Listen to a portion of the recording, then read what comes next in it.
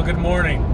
I'm heading on my way to Seattle for the week to do some work, and driving on the connector in the Coquihalla today, which it's nice to get up early in the morning. I wasn't planning on leaving till 6. Then I thought, you know what, I'm up. Why not just leave earlier? You don't know what the day is going to bring. There could be an accident, there could be something, and so it's nice to have that extra time.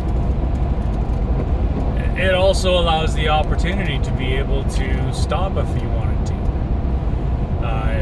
You see something beautiful and you just want to stop and soak it in. And the only problem is, if I stopped right now, I'd be soaking it in the rain. So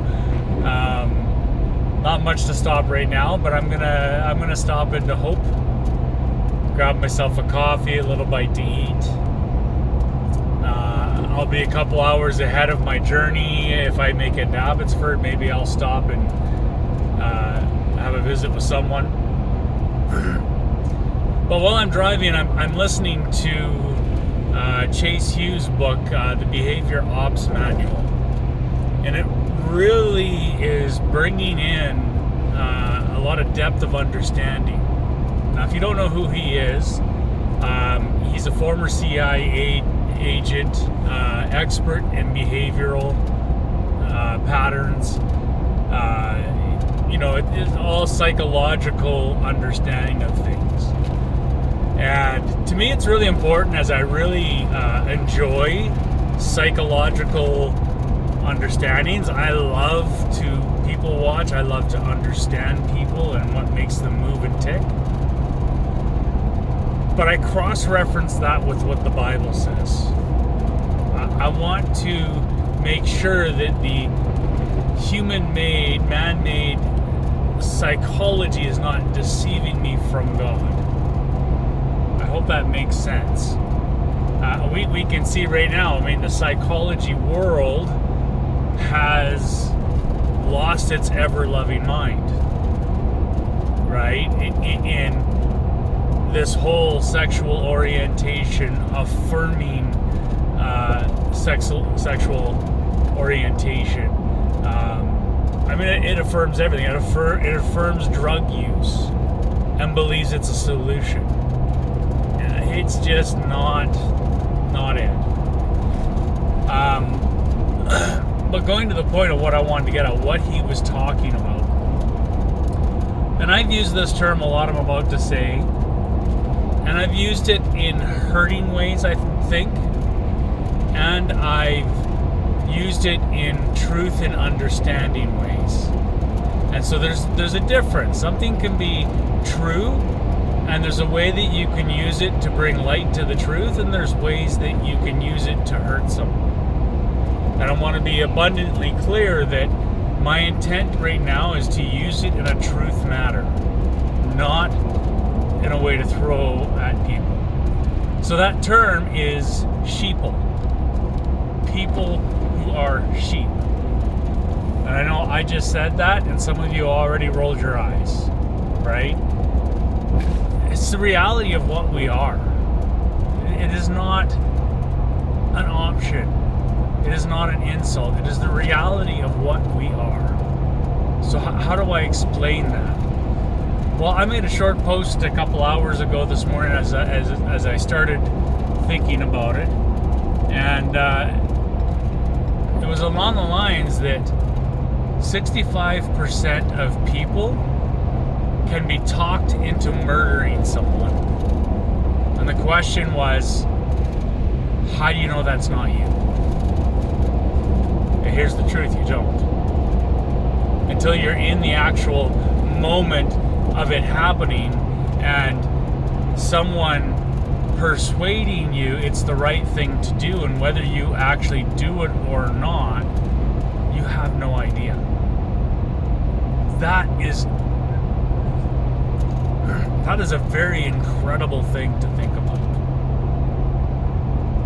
Not from a spot of like, someone might hear that and think I'm going insane. What kind of person would admit such a thing? And yet I know it's the truth. So how do I know this? Well, there's been lots of studies on it. I forget the name of the study in this case, but the study was really simple. It was just they would bring in people, random people, and they tried this in many different countries, in many different scenarios, and the results tended to be very close to the same every time. Around 65% of people. And so what they would do is they would bring them in for an experiment. They would hook them up to a machine that would send an electric shock to someone in the other room, and unbeknownst to them, it was an actor in the other room. It wasn't a person actually getting shocked. But the person in the lab coat was instructing them to shock the person in the other room based on their answers. And with the wrong answers all the time, they would shock them. And they would increase the level of the electrical shock to the point where they would hear screaming, "Please stop, please stop. It's too painful, please stop." And the person in the lab coat would keep reassuring them, "It's okay. Continue." To the point of lethal electrocution. 65% of people is their result in that. Really let that sink in. When you are in awe of how Hitler can get so many people on board to killing Jews. And that's just one example. I don't want to stick on that one. There are multiple examples, atrocities in the world where the majority of people side with evil. They do wrong believing it to be good because someone's convincing them it's good. Someone's taking the responsibility. So that's one study. So again, to take this to another level where you understand, this isn't just one study from one group trying to make something. There's more studies. And so here's one that's kind of a phenomenon. It's one that is not fully understood, but the results are the same time and time again. And so, what is it? Well, did you know that, again, these studies show that if you see something happening where someone is hurt, is getting hurt by someone else, violence is going on, someone's collapsed to the ground because they have a heart attack, I don't know. The more people that are around experiencing it, witnessing it, the less likely people will take action. Understand that.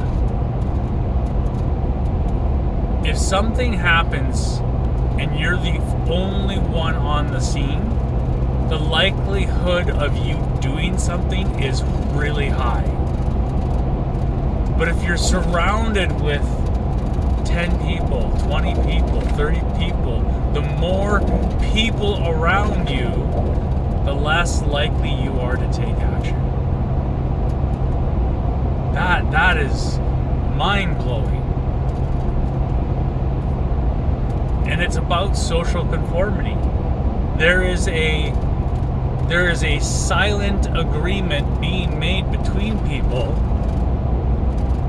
When something happens, your first thought is to look around and go, well, what are others doing? Well, they're just standing there doing nothing. I guess I will just stand here and do nothing. And all it takes is one person to break the mold, to push people out of the way and be like, I've got to do something. And that one person does it, all of a sudden, it's like it breaks the trance. All of a sudden, people jump in and start doing something. So what does that mean? We're sheeple. We are, by natural programming, are looking for who to be obedient to. Now that's a tough one. I struggled with that for years, believing I am in control of myself. I have complete free will. And that kept me from understanding who God was. That kept me from understanding the verse. You cannot have two masters, for you will obey the one and hate the other. The Bible never speaks of, will you live completely free to your own self or obey God? The Bible teaches, if you look at the themes behind it, there's only a choice in who you obey. That is how we are wired.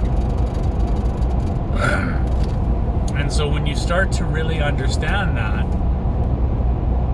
it's really about when you hold every thought captive. Who am I obeying right now? Am I obeying God or am I obeying the enemy?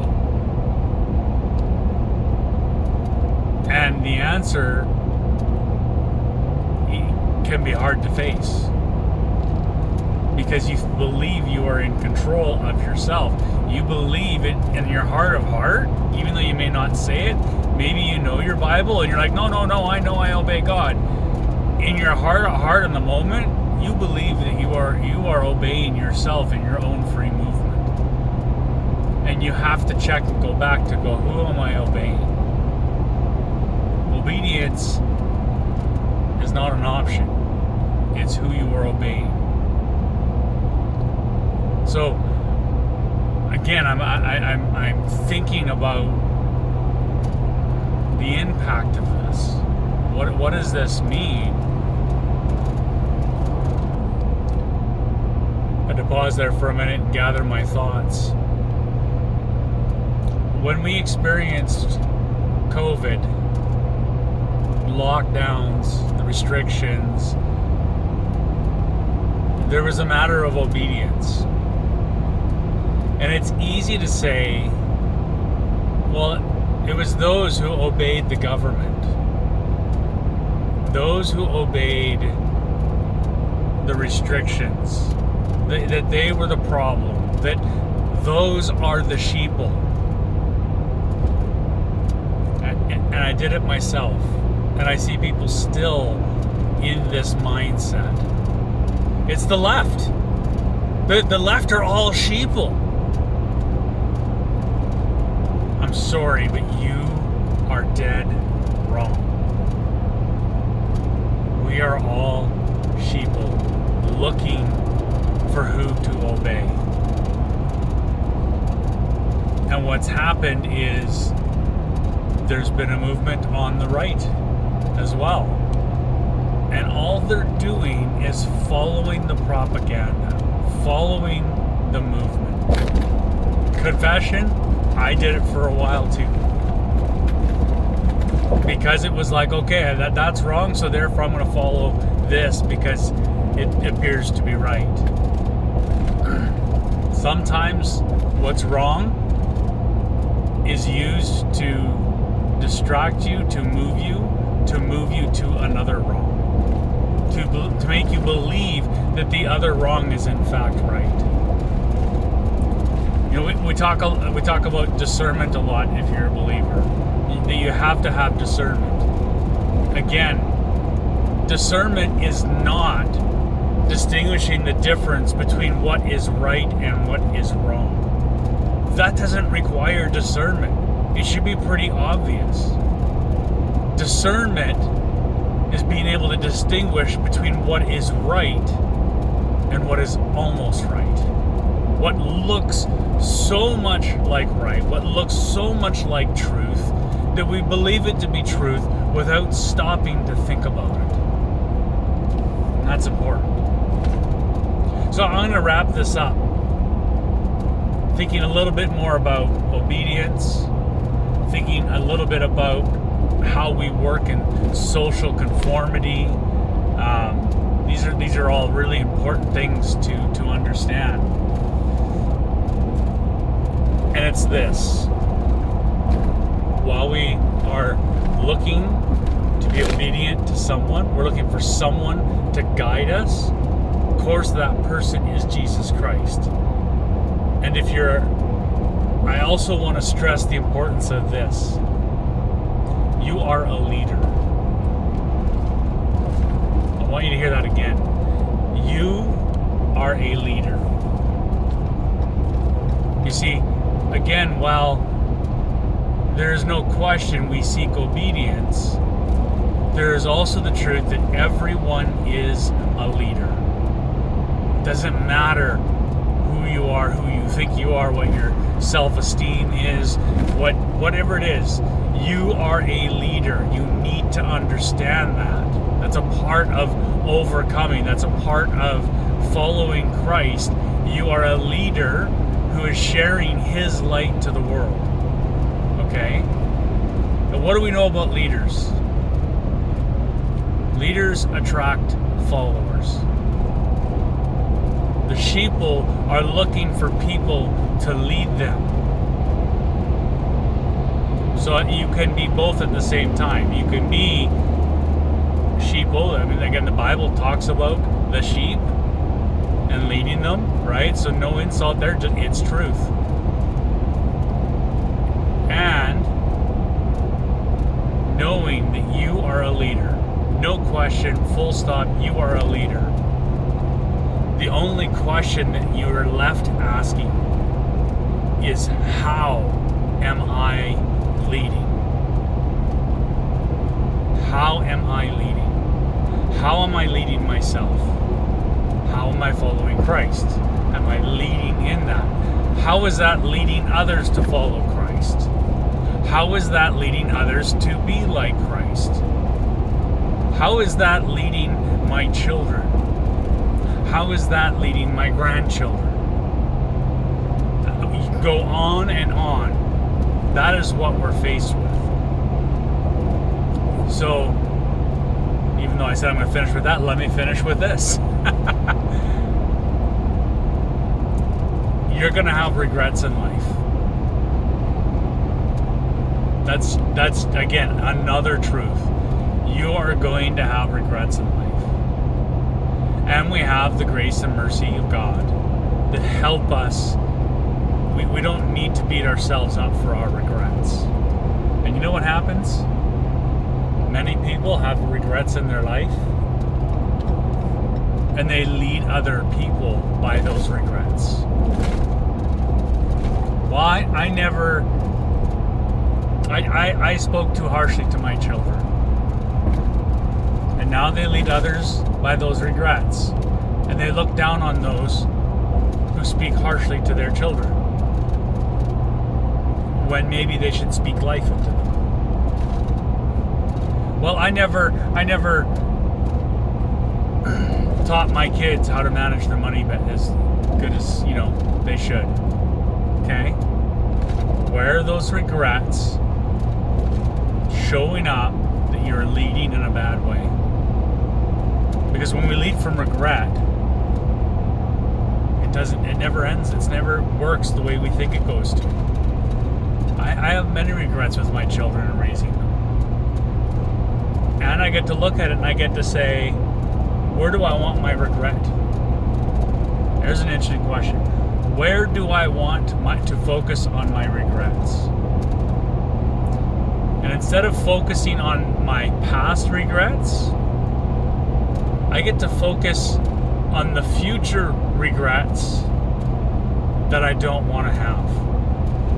Think about that. Think about the choices that you are making today that make the regrets of the future. And make your choices based on that. How am I leading my family away from my regrets? So here we go. I'm going to be completely transparent. as I yet again say I'm going to wrap up with something, and I still keep going. I regret that because of my analyst ways, my desire to, my natural ability to see things from a flawed perspective. I can quickly look at something and go, hey, it would be better if. I can quickly look at something and I can see the inefficiencies, and I can look at it quickly and go, hey, if you did this, that would make it more efficient. That's how my brain works. And that's a great thing. But here's my regret.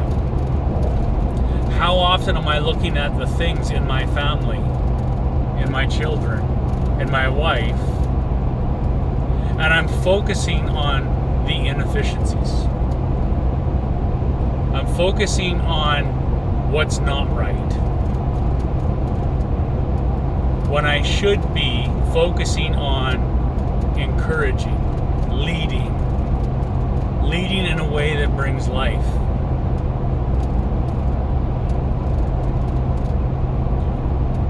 So I get to take my past regrets of understanding that I've not been leading properly.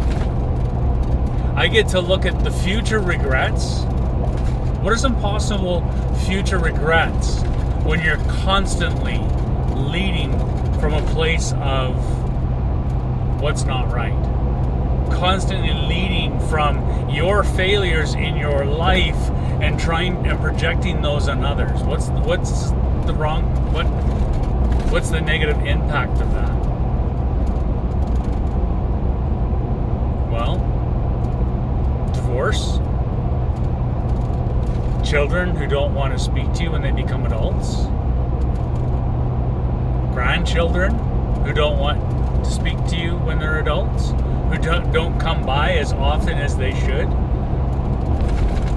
because you're constantly leading them from your regrets and your life and not speaking life into them. And so as I went to Personal Mastery last weekend and got to wrestle with some of this stuff,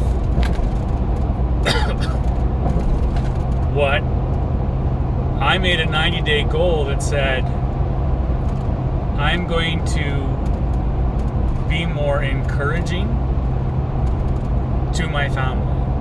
I'm going to find things that, I'm going to speak what I see the greatness in them. What do I see that's great about what they're doing?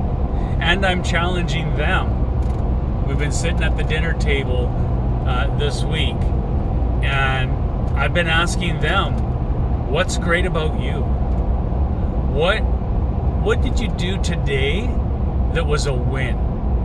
What was a champion moment today that you're like, I'm proud I did that? And you know what? The conversations are not always easy, because some people struggle to find the things that are great about them.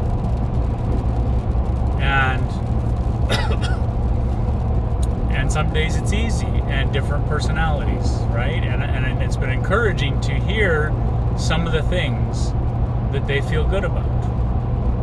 And then I get to take that and tell them the greatness that I see in them. So the 7-day goal was to start that immediately, to get that moving and see what the end result was.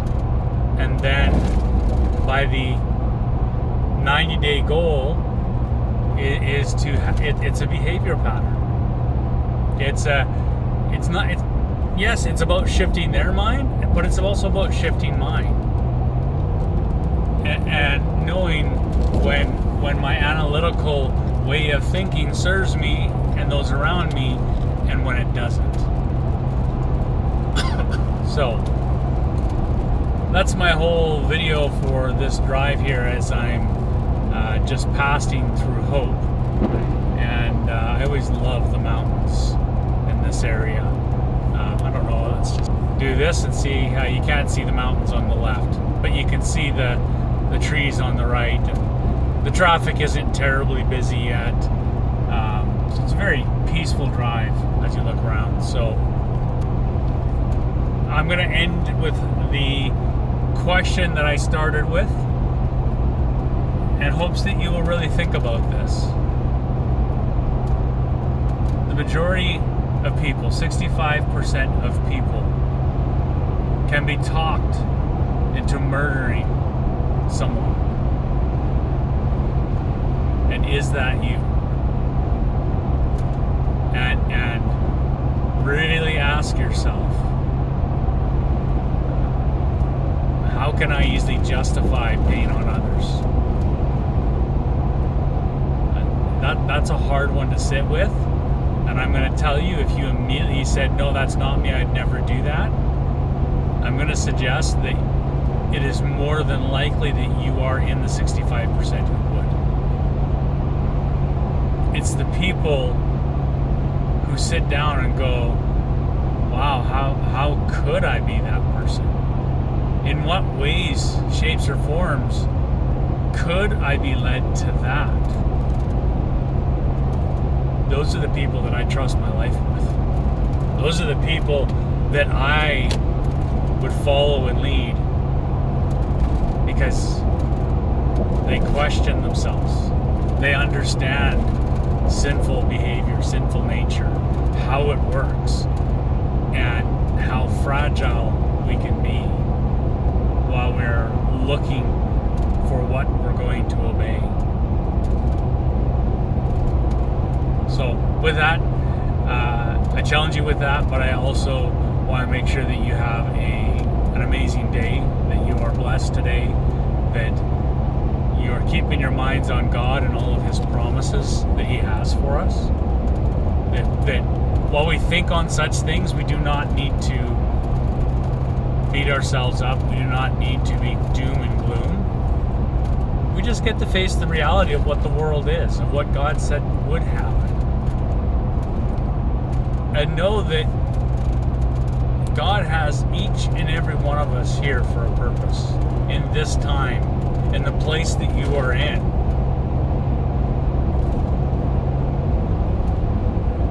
And so just know that you do have worth to bring to that. So, with that, have a fantastic day, and we will talk to you later.